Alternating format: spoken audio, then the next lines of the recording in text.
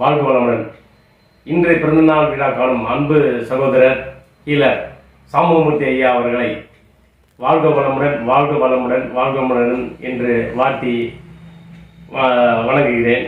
அவர் பல்லாண்டு வாழ வேண்டும் என்று விரும்பி, சாம்பமூர்த்தி ஐயா பற்றி சொல்ல வேண்டுமானால் இன்றைக்கு முழுவதும் சொல்லலாம். அந்த அளவிற்கு மக்கள் பணியில் சிறப்பாக செயல்படக்கூடிய ஒரு அற்புதமான, அருமையான, அபூர்வ மனிதர் என்று கூட சொல்லலாம். மக்கள் தொண்டே மகேசன் தொண்டு என்று சொல்ல வேண்டுமானால் இவர் ஒரு எடுத்துக்காட்டாக இருக்கலாம்.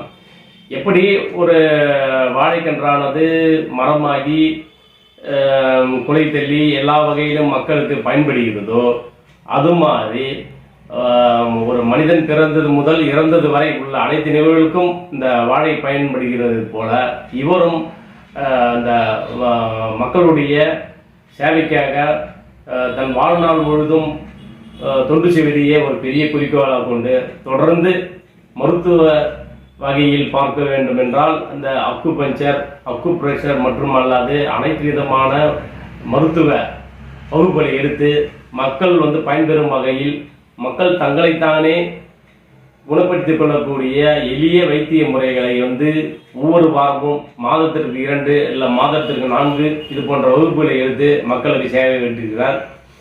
இப்போ எங்களை பொறுத்த வரைக்கும் நாங்கள்லாம் வகுப்பு எடுப்போம், நடுவில் விட்டுருவோம், 2-3 மாதம் எடுப்போம், அதுக்கப்புறம் விட்டுருவோம்.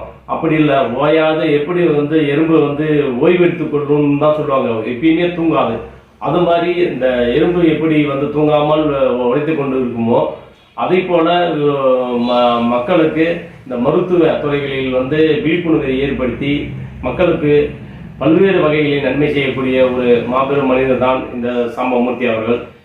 எனக்கு மிக நெருக்கமான நண்பர்கள் இவரும் ஒருவர்.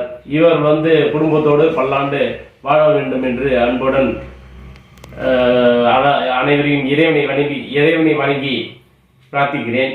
மேலும் இவருடைய நற்செயல்களை மக்கள் பயன்படுத்தி தானும் வளர்ந்து மற்றவர்களுக்கும் உதவும் வகையில் உங்கள் பணிகளை நீங்கள் தொடர வேண்டும் என்று கேட்டுக்கொண்டு, அவருக்கு இன்றைய பிறந்த நாள் தொடர்ந்து பல ஆண்டுகள் வாழ வேண்டும் என்று இறைவனை பிரார்த்தித்து விடைபெறுகிறேன். நன்றி, வணக்கம்.